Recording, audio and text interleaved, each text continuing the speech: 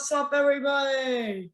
And today we are here with a very, very special video. This will be different than any other video we've ever done. We're going to be interviewing a hacker that we end up to actually personally know, and he's also going to teach us some stuff. So let's introduce the man himself, Gabe. Say what's up, Gabe. Hey, I'm very glad to be on the podcast. I know the host personally, and I'm glad to share almost everything, as long as we don't get demonetized. Yeah, as long as we don't get demonetized. All right, Gabe. So let's. Our first question is going to be: do you hack for good or for bad?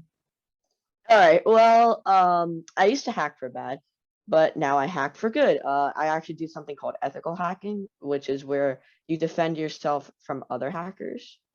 All right. I don't, You, you answered two of I my don't, questions. You answered two of my uh-huh, questions. I was going to ask you what type of hacking you did. Now, so you do uh-huh, hacking for good, right? correct. Um, can you give us some examples of what you've done to hack for good? All right. Well, I actually have one particular story. Now, there's different types of hackers. There's white hats, gray hats, and black hats.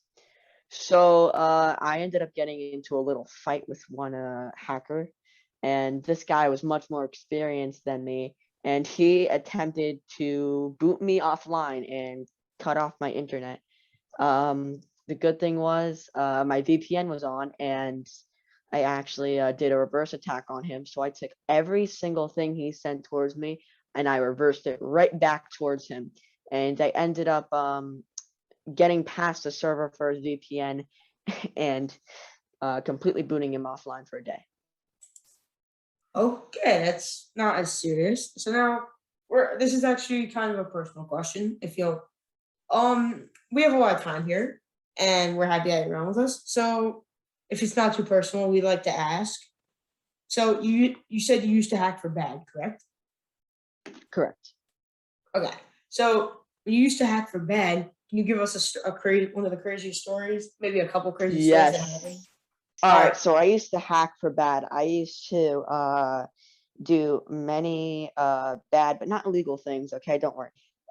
Just many bad things. So like I sometimes hack towards people for as like jokes and stuff. An example. Like when we first met. Uh, anyways, there was this one time where I was trying to boost my hacking skills and I came across a link, and this was on the clear web. So I downloaded the link and it gave me access to this file. I opened up the file and it was a bunch of dark web DDoS attack programs. So I could literally take a website offline. I ran one of the files and it was crazy. It had many different types of DDoS attacks, and it even allowed me to, if I knew the IP address of the person running their website, for me to get remote control access to their device. All right, that's actually a pretty good. That's a very crazy story. Um, so this has to do with some dark web type of scheme thing, right? I mean, Basically, that the dark web is a very bad place to go, in my opinion. I'd I never. would not recommend going on the dark web. Look, I went on the dark web, and I stumbled across something I did never want to see, and I cannot share it on YouTube because I guarantee the video will get demonetized. And ever since then, I've been off the dark web, and I do not recommend anyone going on it because there is a lot of cheese pizza on the dark web. I'm not going to say what cheese pizza stands for. Thank God I didn't run into any of that, though. Thank God. Yeah, I would definitely thank you for sharing that with us because we definitely. I I would never consider going on there, and I hope anyone who's watching this video or anyone who's just out there in the world just doesn't go out on that site. I mean, it's a bad place. There's It nothing good is. really on it, and they have a lot of fucked up shit on there. It's very serious. It's not that site is not a joke. It's not to be fucked around with. I Yeah. I take that site very seriously. Everyone makes Yep. mistakes though. Uh-huh. Do you have any other stories for us besides the dark web? Yeah, I don't want to talk about the dark web either. Yes, I have another story. When I first started getting into real hacking as a good guy, I downloaded an operating system alongside my Windows, and this one is designed for hacking. So when I downloaded it, I downloaded this program, and this program allowed me to boot people offline. I'm like, okay. So what I didn't realize is that it actually puts in your own IP address as a demonstration. So I ended up booting myself on offline on accident for around half an hour. Um, so that kind of sucked. All right. Yeah, that sounds interesting. So, and now that we've heard a couple stories from you, do you maybe have any hacks you'd like to teach us, maybe, or like go through it with us?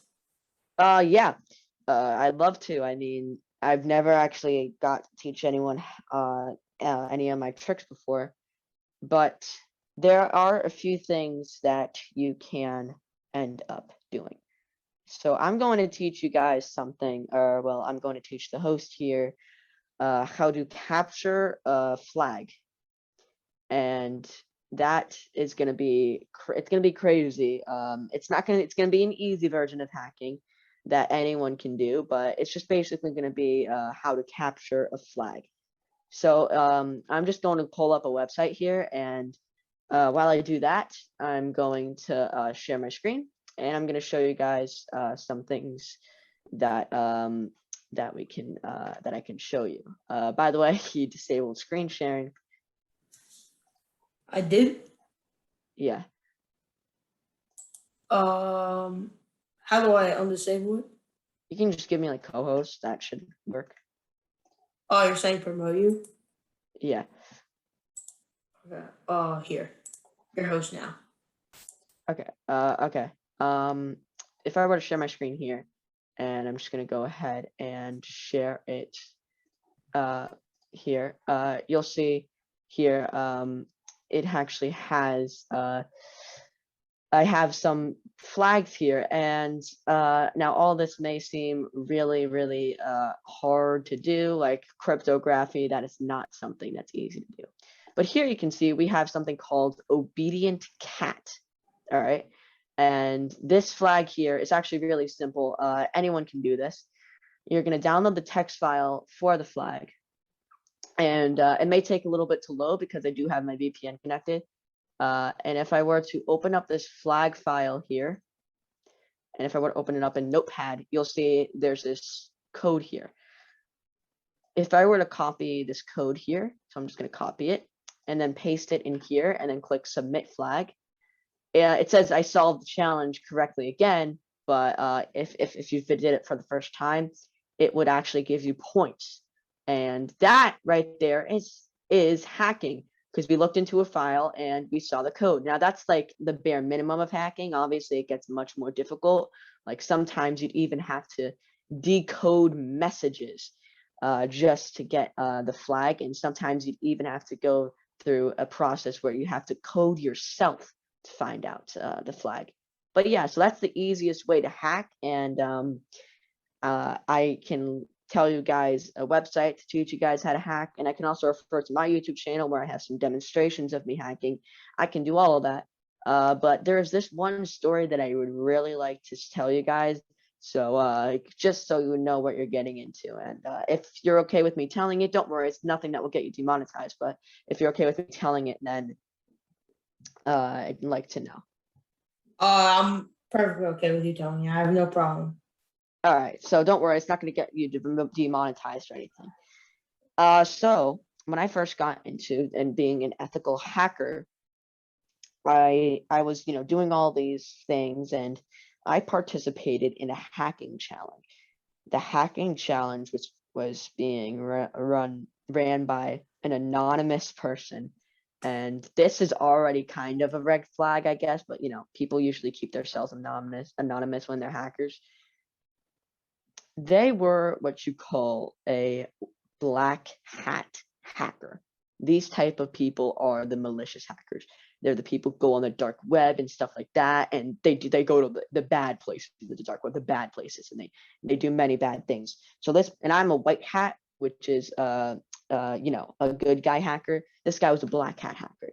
he was making a scheme to get all these hackers together and to try and hack something just so then he can use our information and kind of get around it and force it back on us and try and send a dictionary attack, which is where you have a list of possible passwords, and he already knew our usernames and stuff like that. I didn't tell him my password because that's common sense, but he used a list of possible passwords from my username and started an attack, and it found one of the passwords to a really important thing, and he used that and logged into that, and he tried to actually commit fraud, and that is not okay. So I had to do one of the most difficult things ever.